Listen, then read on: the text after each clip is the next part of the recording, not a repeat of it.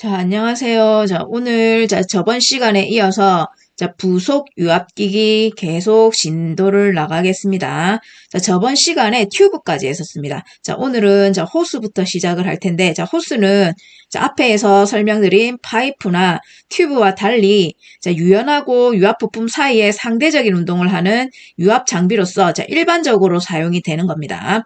자, 이거는 유압 장비뿐만 아니라 다른 곳에서도 많이 사용을 하고 있는 부분이죠.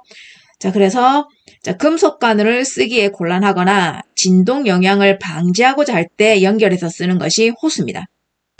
자, 그래서 이 호스는 내압성, 그 다음에 내유성, 내열성이 있어야 되고요. 자, 굽힘이 쉬워서, 그죠? 자, 유연하기 때문에 굽힘이 쉬워야 됩니다. 그래서 동관, 배관이 어려운 곳에 사용을 하고 있습니다. 자, 유압장치 진동소음 방지 대책으로도 사용하고, 여기 보면 진동의 영향을 방지하고자 라고 되어 있죠. 자, 그리고 움직이는 배관과 고정 배관의 연결에 사용을 하고 있습니다. 자, 고무호스의 사용 압력은 파열압에 대한 안전계수를 고려해서 사용을 하고요. 자, 내면 고무층, 그 다음에 평상 강선층, 자, 1에서 3, 세 번째 층까지 이렇게 호수가 단순하게 하나만 되어 있는 경우도 있지만 여러 개의 층으로 이루어져 있는 경우도 있어요. 자, 그런 경우에는 외면 보호층으로 구성이 되어 있습니다. 자, 저압용으로는 30에서 50kg 펄스 퍼 센티미터 제곱 정도. 자, 그 다음에 중압용은 50에서 100kg 펄스 퍼 센티미터 제곱 정도. 자, 그 다음에 고압용은 100kg 펄스 퍼 센티미터 이상. 으로 되어 있습니다. 자, 그래서 저압용은 합성 고무의 외측을 명주 실이나 나일론 등으로 짠 것에 의해서 피복되어 있는 것을 저압용으로 사용을 하고요. 자, 그 다음에 고압용은 명주 실과 강선으로 짠 것을 피복하여 보강한 것을 사용을 하고 있습니다. 만약에 연속으로 사용하는 온도는 마이너스 4도씨에서 90도씨 범위가 이렇게 정해져 있죠. 플러스 90도씨면은 완전하게 물이 끓는 정도는 아니죠.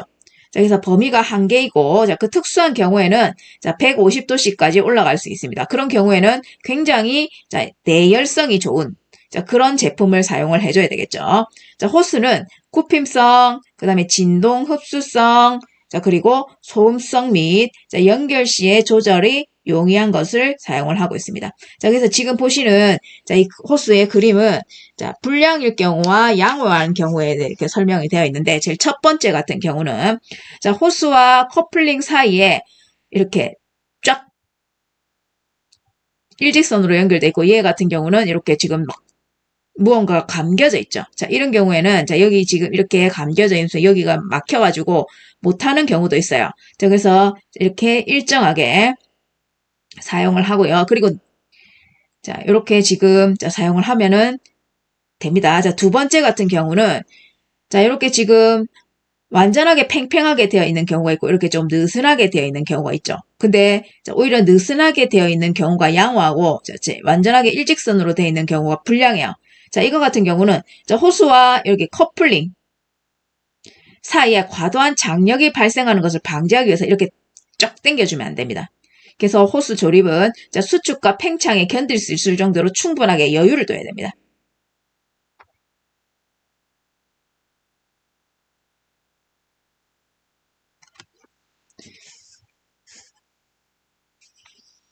자, 그 다음에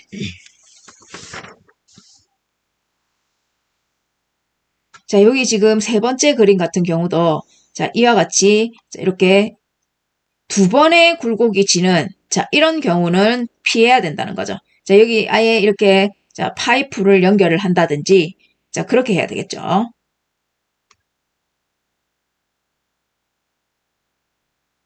자, 그 다음에 네 번째 같은 경우는 이렇게 호수가 연결이 되어서 유연하다 하지만 이렇게 꺾이면 안 돼요. 자, 그래서 이렇게 부드럽게 사용을 해줘야 됩니다.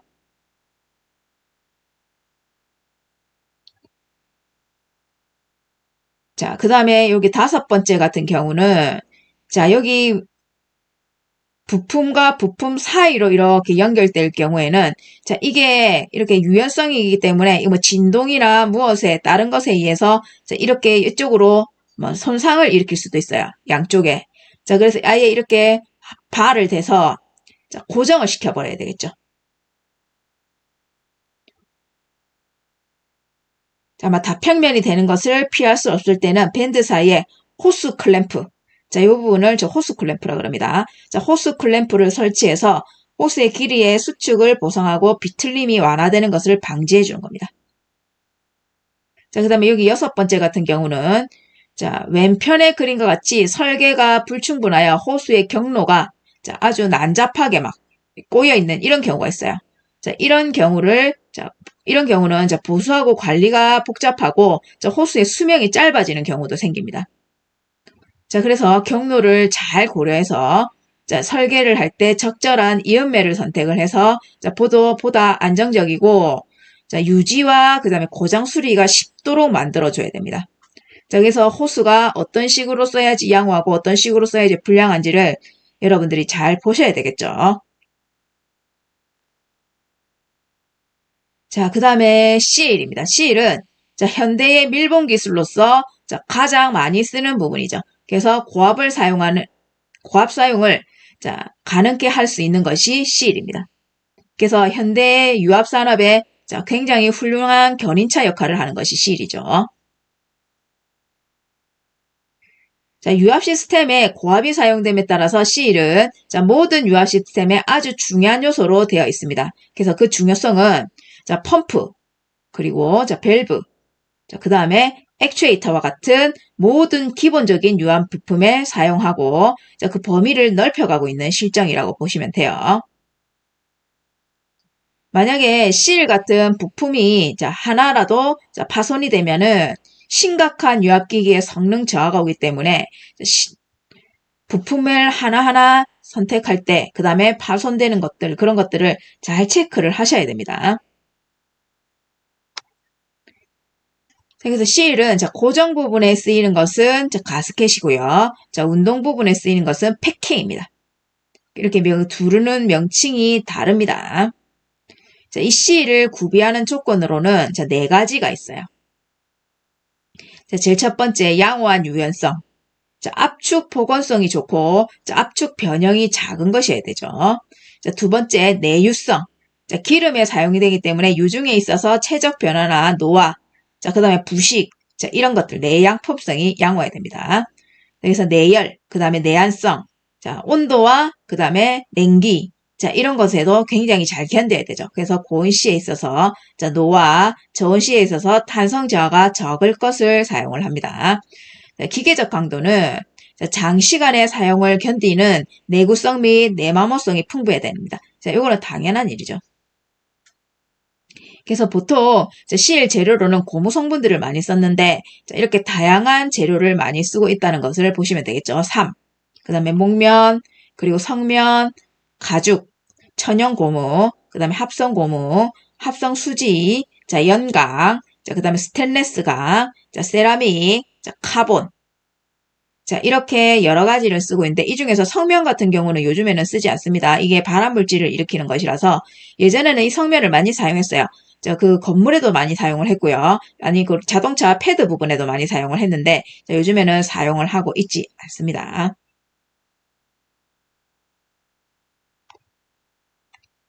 자, CL의 종류에는 자, 이렇게 4가지가 있어요. 첫 번째, 오링. 자, 오링은 여러분들이 많이 보셨을 거예요. 자, 원형 단면에 원한이 성형된 나트릴 고무로서 자, 가스켓 패킹. 자, 그다음 정적인 부분과 동적인 부분에 동시에 사용이 되고 있다는 거죠. 그래서 오링. 자, 이거 여러분들 뭐 가전제품이나 자, 이런 것들 사면은 이거 여분으로 이렇게 많이 끼워 놓은 거 보셨죠?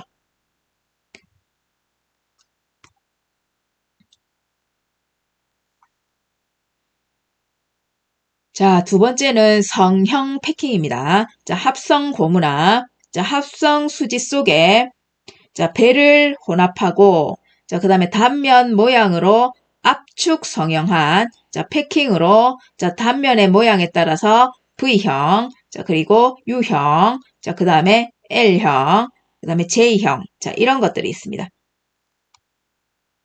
자, 여기 그림에서 보시면은 이렇게 성형 패킹 같은 경우는 굉장히 다양한 자, 모양들이 있고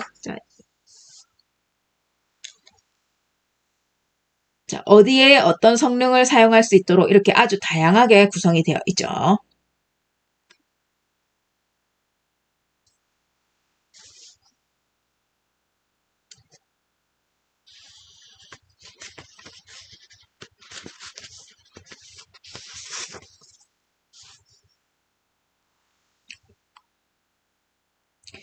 자, 기계식실에서는 자, 회전축을 가진 유압기기에 있어서 자, 축들 내에 윤활을 방지하기 위해서 만들었습니다.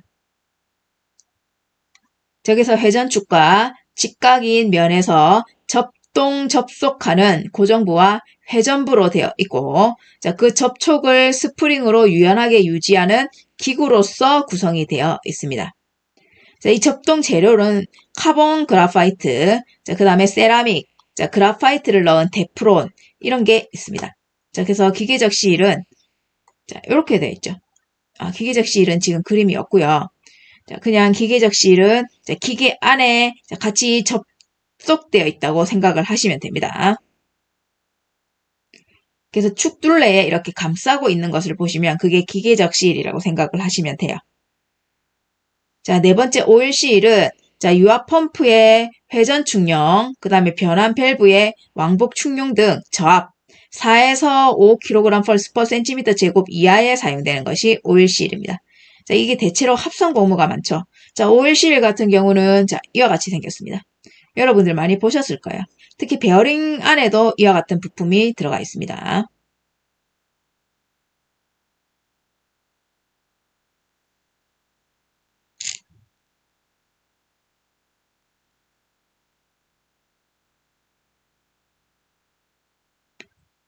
자, 그 다음에 자, 여기 유압에 사용되는 자, 유압류들을 보셔야 돼요. 이 유압류들이 조금 자, 사용하는 유압류가 좀 중요한 부분이니까 요거는 잘 기억을 하셔야 되겠죠.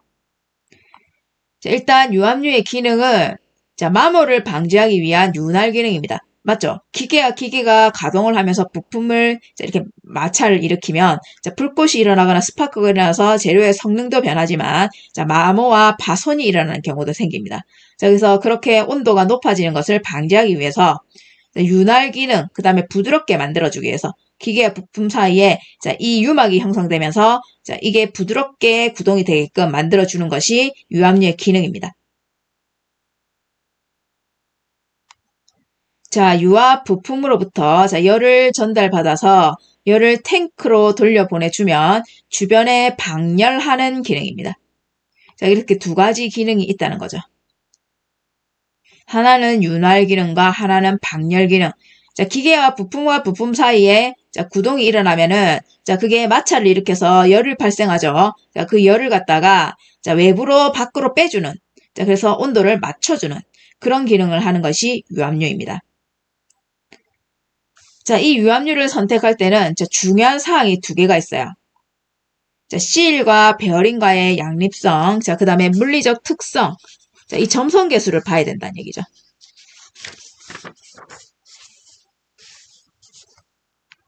자, 그래서 이 중요한 것을 다 고려를 해서 여러분들이 선택을 해줘야 되겠죠.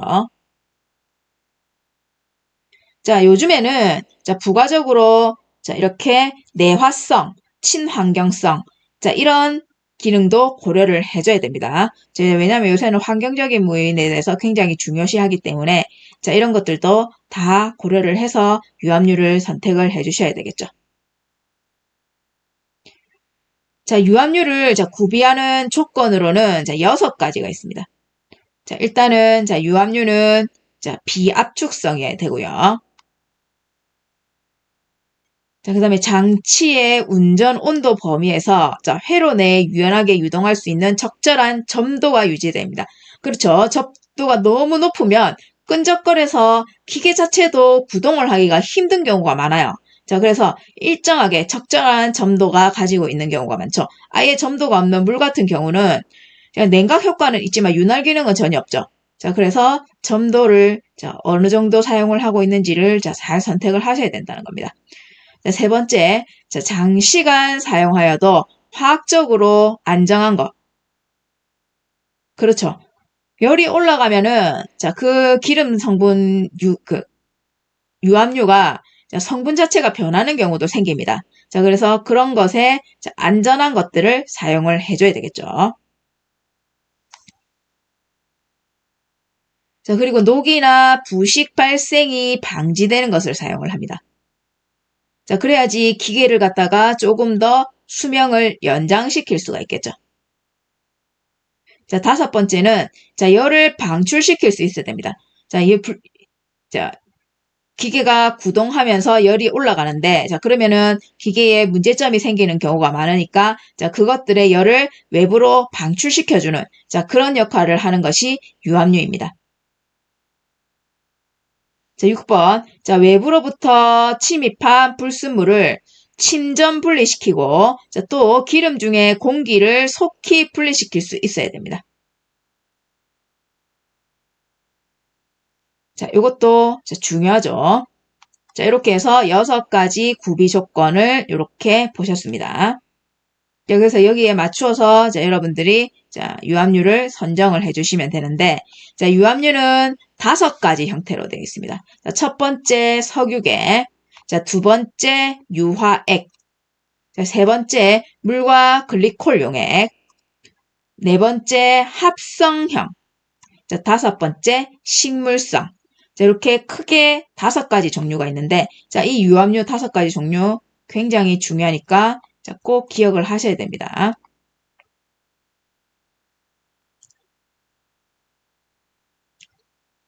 첫 번째 석유계. 이거는 우리가 제일 많이 쓰는 유압유라고 생각을 하시면 돼요. 표준 유압유라고 되어 있죠. 그러니까 기본적으로 사용하는 유압유라고 생각을 하시면 되겠죠. 그래서 일단 석유계는 저렴하고 윤활성이 좋고 어느 정도 점도도 있고 미끌거리니까 윤활성이 좋겠죠. 그리고 대부분 실 재료와 양립성이 좋습니다.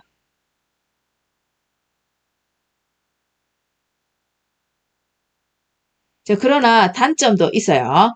가연성이나 화염에 노출되어 있는 곳이나 극도로 높은 온도에서 작동되는 유압기기에는 사용이 불가합니다. 왜냐하면은 이거 석유에 불이 붙으면 어떻게 돼요? 더 활활 타죠.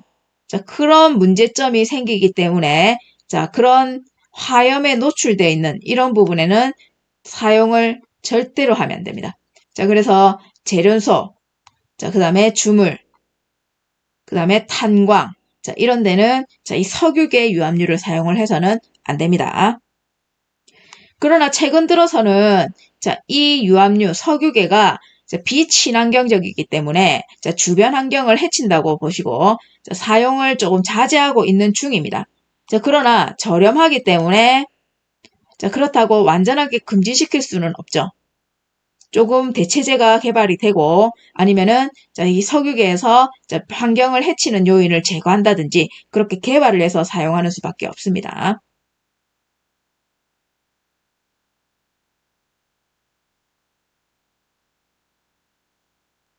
유화액은 2가지로 나뉩니다. 수중유 유화액과 유중수 유화액 이렇게 2가지로 나오는데 수중유 유화액은 물 속에 작은 기름방울이 존재하는 형태입니다. 그래서 수중, 그 다음에 유 이렇게 되고요. 얘는 대부분이 물속이니까 대부분이 물이기 때문에 좋은 내연성을 가지고 있습니다. 유중수 유화액은 유중, 기름 안에 물 이 말이죠. 그래서 얘와 얘는 반대 의미가 되겠죠. 그래서 역유화액이라고 아예 반대니까 역이라고 붙이는 겁니다. 역유화액이라고도 합니다. 기름 속에 작은 물방울이 흩어져 있는 형태로서 수중유 유화액보다는 윤활 특성이 더 좋습니다. 기름 성분이 더 많으니까 윤활 특성이 좋을 수밖에 없죠.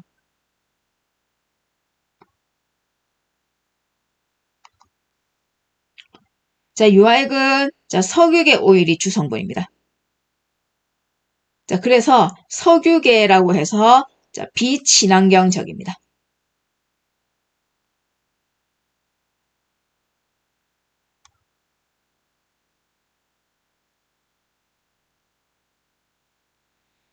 자, 세 번째는 자, 물과 글리콜 용액입니다. 자, 일단 절반이 물이고 절반이 글리콜이에요. 자, 그래서 물의 조성비를 더 높이면 내연성이 좋은 유압유가 됩니다. 자, 그렇다고 완전하게 자, 물을 없애면은 안 되겠죠.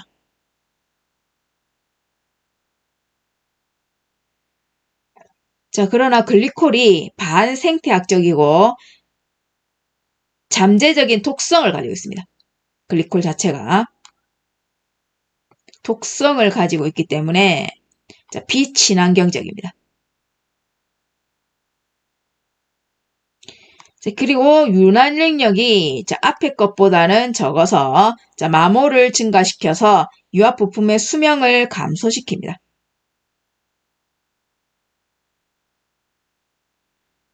자, 그리고 절반이 물이라 그랬죠. 자, 물은 자, 항상 자, 완전하게 그 물 그대로 남아 있는 게 아니죠. 자, 어느 정도는 물 속에서 증발을 합니다. 자, 그래서 그것도 시간이 쌓이면 쌓일수록 자, 방치해두면 물 자체는 없어지겠죠. 증발을 하기 때문에. 자, 물의 증발이 우려가 있으므로 자, 높은 온도 운전은 안 됩니다. 자, 다섯 번째, 자, 합성형은 자, 인산 에스테르를 일반적으로 사용을 하고 있는데, 자, 이 인산 에스테르는 내연성이 뛰어나고 좋은 윤활성을 가지고 있기 때문에 사용을 해요. 자, 그런데 석유계보다는 고가입니다.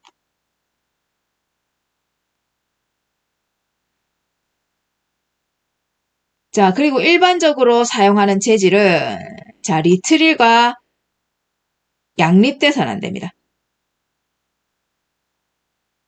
자, 보통 자, 펌프, 자, 그다음에 모터, 각종 밸브 등의 고가의 자, 빅톤을 사용하죠. 빅톤을.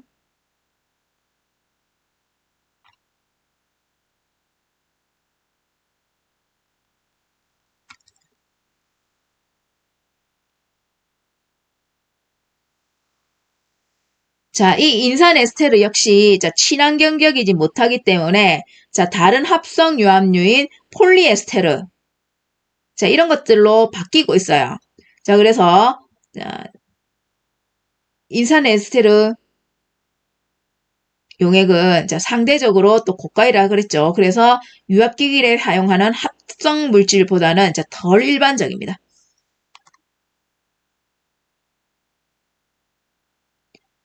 자, 그러면은 지금 자, 네 가지 했었죠. 마지막 다섯 가지는 자, 식물성입니다. 자, 식물성은 종류용 기름이나 콩기름 등을 말을 하는데 자, 친환경적이고 자, 좋은 윤활성을 가지며 자, 비가연성이며 합성유보다는 저렴합니다. 자, 그래서 그러나 산화성이 강하며 물에 흡수를 하는 경향이 있고요. 자, 그러면은 자, 이 산화성이 무엇이냐? 산화 현상이 산소와 반응하여 화학적으로 유해 찌꺼기를 생산시키는 겁니다. 자, 그렇죠. 부식을 많이 일으키는 형태가 되겠죠. 자, 그래서 물을 흡수하는 현상은 자, 가수분해 현상으로 자, 표준 폴리우레탄 시일의 손상을 우려시키기도 합니다. 자, 그래서 앞에서 네 가지, 다섯 가지 자, 이 유압유를 봤을 때 자, 친환경적인 것은 여기 식물성 하나밖에 없고 전부 비친환경적이죠. 근데 여기 지금 콩기름이나 자, 이렇게 식물 기름들을 사용해서 쓰는 것도 좋지만 자, 그것도 생각보다 합성유보다는 저렴하게 해서 쓰는 경우도 있지만 자, 이와 같은 단점 때문에 자, 한 번 더 생각을 해봐야 된다는 거죠.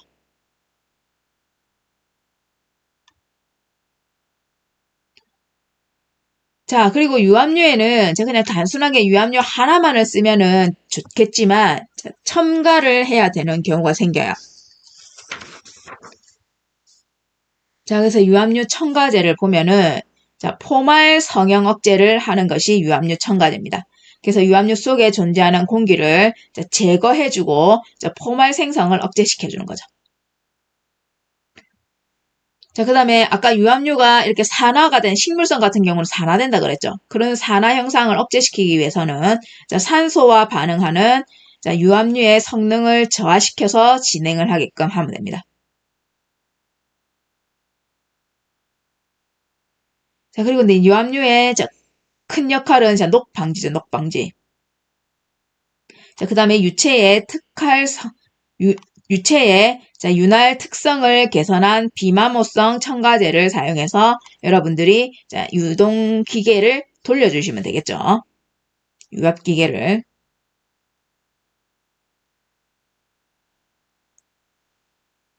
자, 유압류는 자, 이렇게 점성 계수를 아까 선택할 때 보라 그랬습니다. 그 점성 계수는 자, 윤활 능력을 크게 결정하는 유압류의 농도를 얘기를 합니다. 자, 그래서 너무 높으면 자, 움직임이 어려워서 유체 마찰력이 증가함에 따라 열이 발생되고 동력을 손실시킬 수도 있어요.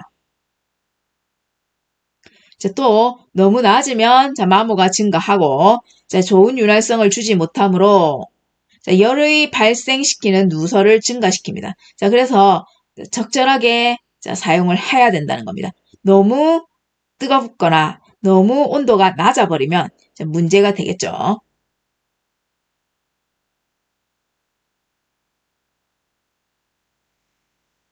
자, 그리고 점도지수, 끈적거림의 정도죠. 그 다음에 최적 탄성계수. 자, 그리고 유동점. 자, 유체가 움직일 수 있는 최저 온도를 유동점이라고 합니다. 자, 그 다음에 인하점. 자, 화염에 자, 유압류가 노출되었을 때, 자, 인하되기 위하여 표면의 유압류의 증기가 충분한 상태의 온도를 인하점이라고 합니다. 자, 그러면은 발화점은 자, 5초 동안 연수를 유지하기 위하여 충분한 증기가 있을 때 그 온도를 발화점이라고 합니다.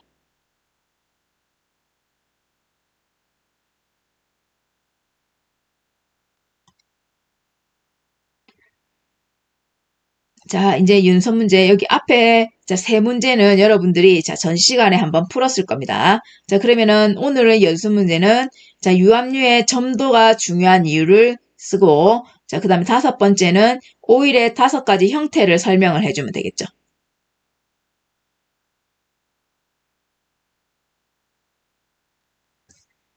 자, 그러면은 자, 오늘 자, 쭉 앞에서 한번 자, 이렇게 정리를 안 했으니까 한번 해봐야 되겠죠.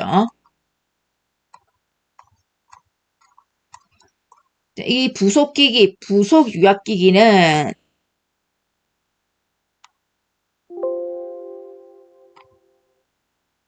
자, 제일 먼저 추각기가 나옵니다. 자, 압력을 압축시키는 기계.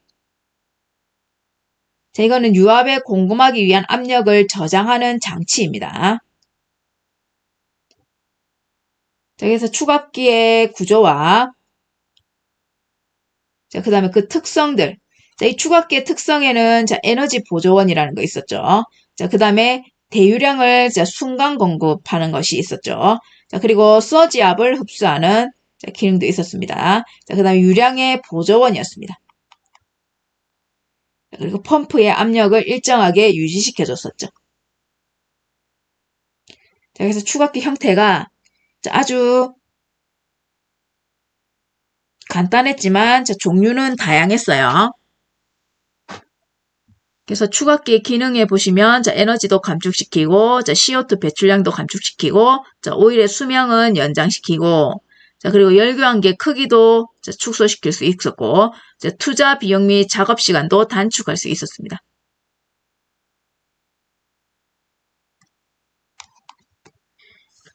자, 특징은 자, 회로 내 부족한 압력을 대신하여 자, 1차 회로에 보상을 할 수도 있었고요. 자, 그 다음에 사이클 시간을 단축시킬 수도 있었습니다. 자, 펌프의 맥동을 흡수할 수도 있었죠. 그래서 노이즈 댐퍼라고 불렀어요. 자, 충격 압력을 흡수할 수도 있었죠. 자, 고장 정정 시에 긴급 유압원으로, 자, 보조 유압원으로 사용도 했었습니다. 자, 그래서 추갑기의 종류로는, 자, 중량식 추갑기, 자, 그리고 스프링식 추갑기, 자, 뉴매틱 추갑기, 블렌더형 추갑기,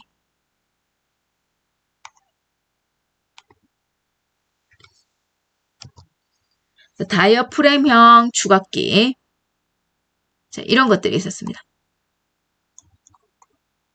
자, 여기 하나하나, 자, 이런 것들은 여러분들이, 자, 다시 한번, 자, 보시면 되겠죠.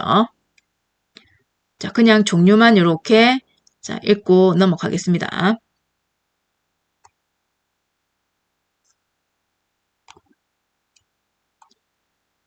자, 그 다음에 축악기 기호는 자, 이렇게 위로 동그랗게 생겨가지고 밑으로 이렇게 연결되는 선이 이렇게 나타났습니다. 자, 여기 안에다가 넣으면은, 자, 무엇이 되는지를 이렇게 보여주는 것이, 자, 하나는 기계식. 자, 그 다음에 하나는 중량식. 자, 그리고 하나는 스프링식. 이렇게 어큐뮬레이터. 자, 여기 축악기 안에다가 이렇게 넣어주시면 되죠. 이게 종류죠. 축악기의 종류. 자, 그리고 아예 여기 지금 연결되는 관이 밑이 아니라 위로 올라가 있다.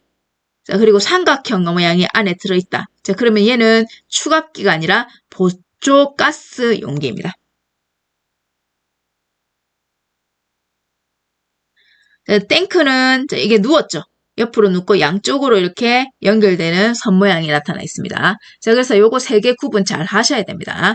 자, 어큐뮬레이터, 그 다음에 가스 용기, 공기 탱크. 자, 두 번째는 증압기입니다. 압력을 증가시키는 장치였죠.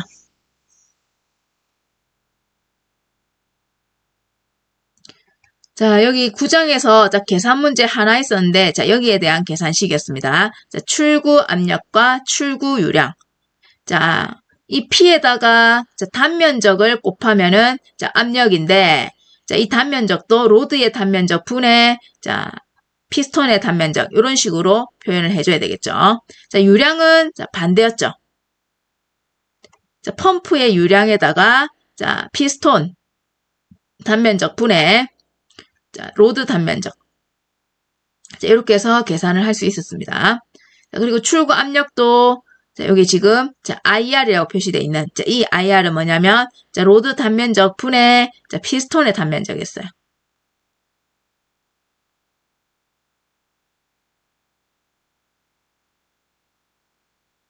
자, 저장 탱크는 자, 물이나 기름을 저장하기 위해서 만든 탱크였어요. 자, 이 저장 탱크의 기능으로는 네 가지 있었죠. 자, 유압류의 저장, 자, 그 다음에 열교환, 자, 유압류를 냉각시킬 때 쓴다는 얘기죠. 자, 그리고 오염 물질을 정착시켜서 제거하는 방법. 자, 그리고 네 번째 공기 배출.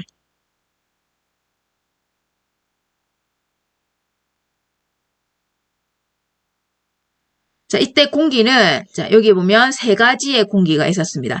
융해 공기, 그 다음에 탑승 공기, 자, 세 번째 자유 공기. 자, 이렇게 되어 있었죠.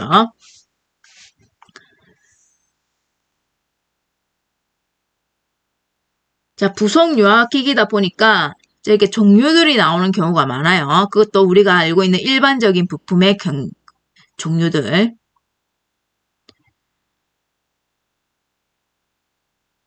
자, 세 번째는 열교환기입니다. 자, 열을 교환시켜주는 기계가 열교환기죠. 그래서 유체 간에 열을 주고받게 하는 장치를 열교환기라고 합니다. 자, 이 열교환기의 재질로는 자, 부식을 방지하기 위해서 스테인레스를 많이 쓰고, 자, 그 다음에 티탄, 탄탄, 하스테로이, 그 다음에 지르코늄, 니오브, 자, 이런 것들을 많이 사용을 했었죠.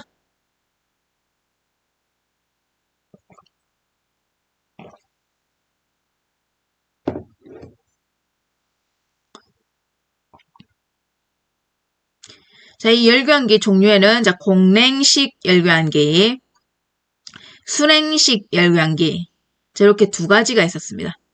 자, 이 순행식 열교환기에는 자, 평행류와 대향류, 요거 구분 잘 하셔야 되겠죠. 자, 평행류는 자, 여기 고온 유체와 저온 유체 흐름이 같은 방향, 그게 평행류입니다. 자, 대향류는 고온 유체와 저온 유체 흐름이 반대 방향, 자, 그게 대향류입니다. 그래서 열교환기는 이렇게 공냉식, 순행식, 히터 부분을 이렇게 표시를 할 수 있었습니다. 자, 그 다음에 필터. 자, 필터는 불순물을 제거시켜주는 장치가 필터죠. 자, 그래서 여기 보시면, 종류가 많아요. 표면식, 적층식, 다공체식, 흡착식, 자기식. 그래서 표면식 필터는 이렇게 되어 있고요. 그다음에 적층식 필터, 그리고 다공체식, 흡착식, 자기식. 자, 이와 같이 형태로 되어 있습니다.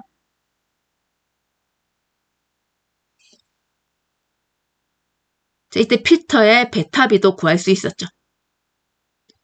그래서 여기 지금, 자, 여기에 맞추어서 예제 이렇게 하나 나와 있는데, 요거는, 자, 9장의 연습 문제 풀이에 한번 해보겠습니다. 자, 그 다음에 압력계. 자, 압력을 나타내는 게이지가 있어야 되죠. 자, 이거 가장 대표적인 게 부르동관 형식이라는 거. 자, 유량계, 유량을 나타내는 게이지도 있어야 되겠죠.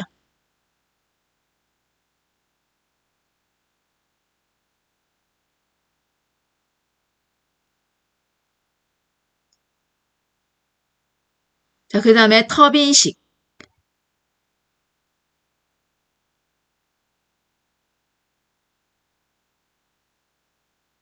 자, 그 다음에 이제 유량계도 저기 액면계 이렇게 직접식, 간접식으로 이렇게 나타내고 있습니다. 온도계도 있어야 되죠. 그리고 자, 관을 연결해주는 파이프.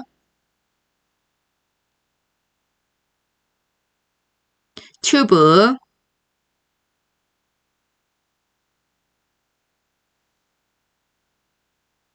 자, 호수 이렇게 봤었습니다.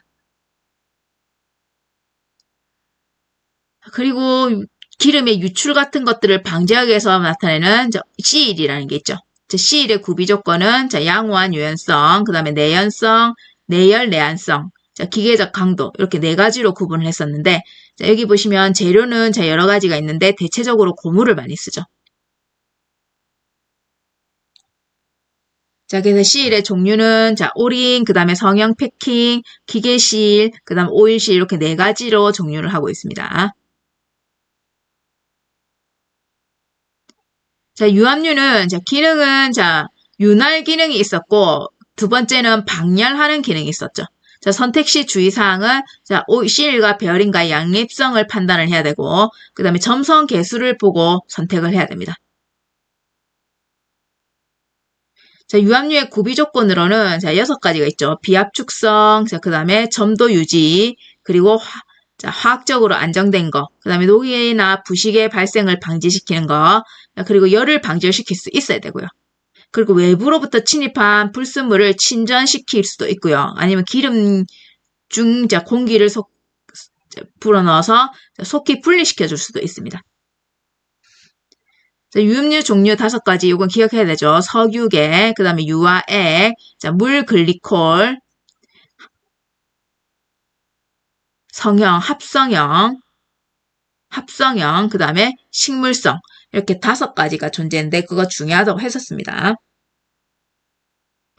자, 이렇게 단순하게 유압류만 쓰면 좋겠지만 조금 더 성능을 좋게 하기 위해서 첨가제를 사용을 하는 거죠. 자, 그때 첨가제는 포말 성형의 억제. 자, 이게 주의해야 될 사항이죠. 그리고 산화 억제. 그 다음에 녹방지. 자, 유체의 윤활 특성을 개선한 비마모성 첨가제. 자, 이렇게 4가지의 유압류의 특성을 나타내주고 있습니다. 그리고 이제 밀도, 그리고 점성계수, 점도지수, 최적 단성계수, 유동점, 인하점. 자, 이거 전부 다 아시는 내용이죠. 자, 근데 한 번 더 이렇게 언급을 해주는 겁니다. 자, 그래서 여기까지 하고 9장을 마무리를 짓겠습니다. 수고하셨습니다.